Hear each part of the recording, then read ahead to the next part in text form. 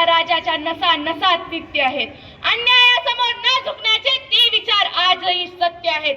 रक्तात ज्यांच्या धगधगते ती निष्ठा फक्त शिवरायांची, आणि आजही ज्यांच्या काळजात धडधडते ती गर्जना फक्त शिवरायांची.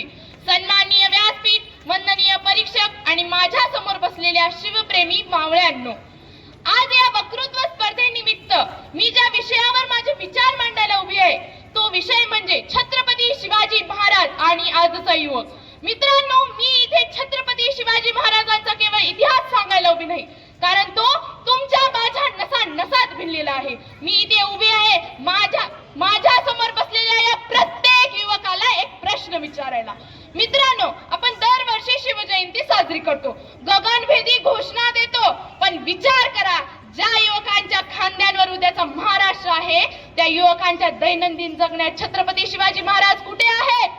आजचा युवक किरकोळ अपयशाने खचून जातो, नैराश्यातून टोकाचं पाऊल उचलतो, तेव्हा मला सांगावंच वाटतं, अरे ज्या राजाने शून्यातून विश्व निर्माण केलं, ज्याच्या समोर औरंगजेबासारखी अवाढव्य सत्ता होती, अफजल खानासारखा बलाढ्य शत्रू होता, पण त्या संकटाने शिवरायांना वाकवू शकले नाही. मग आज आपण एका परीक्षेच्या निकालाने किंवा एका छोट्या अपयशाने का खचतो? आजचा युवक सुखाच्या मागे धावतोय, पण शिवरायांनी आपल्याला संघर्षातून उभं राहायला शिकवलंय. आग्र्याच्या कैदेतून सुटताना महाराज घाबरले नाही, त्यांनी तिथे योजना आखली.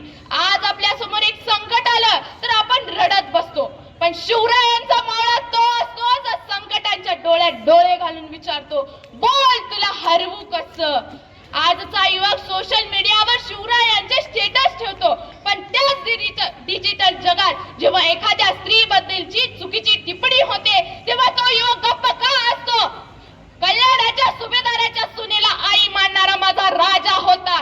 शिवरायांचे विचार अंगात असतील तर तुमच्या परिसरात राहणारे प्रत्येक बहीण मुलगी निर्भयपणे फिरू शकली पाहिजे. स्त्रीचा आदर जो युवक करतो तोच युवक खऱ्या अर्थाने शिवभक्त असतो. मावळ्यांच्या हातात तेव्हा स्वराज्य रक्षणाची तलवार होती. आज आपल्या युवकांच्या हातात काय आहे? विनाशाकडे नेणारी घातक व्यसने. मित्रांनो, मावळा तो असतो ज्याचं शरीर पोलादी आणि मन दगडासारखं खंबीर असतं. महाराजांना मानत असाल तर आज शपथ घ्या की त्या विषारी व्यसनांच्या आहारी जाणार नाही. मित्रांनो, आपण म्हणतो शिवरायांचे विचार अंगीकारा, पण विचार करा त्या काळातल्या युवक मावळ्यांच्या अंगात असं काय होतं की ते मरणाला सुद्धा घाबरत नव्हते. अरे बाजी प्रभू देशपांडे पावनखिंडीत उभे होते, त्यांच्या शरीरावर वार मोजायला जागा उरली नव्हती, परंतु श्वास थांबत नव्हता. का? कारण मनात जिद्द होती. आज मला सांगा, आपल्या रक्तात ती जिद्द शिल्लक आहे का की आपण फक्त तारखांपुरते शिव बघतो? मित्रांनो, लक्षात ठेवा, गर्दीचा हिस्सा बनू नका. गर्दी ज्याच्यासाठी जमते तो हिस्सा बना. गरज नाही तलवारीची, आता विचारांचे शस्त्र हवे. गरज नाही तलवारीची, आता विचारांचे शस्त्र हवे. प्रगतीच्या या शिखरावरती शिवरायांचे स्वप्न हवे. जिद्दौराशी बागून संकटावरती स्वार होईल तोच आजचा युवक शिवरायांचा खरा वारसदार होईल. शिवरायांचा खरा वारसदार होईल.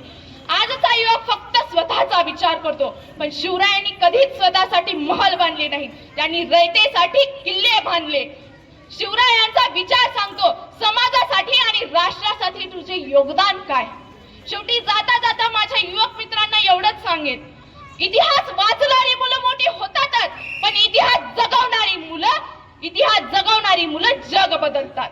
मित्रा, आज शत्रू सीमेवर नाही, आपल्या आळसात, आपल्या व्यसनात, आपल्या नकारात्मक विचारात दडलेला आहे.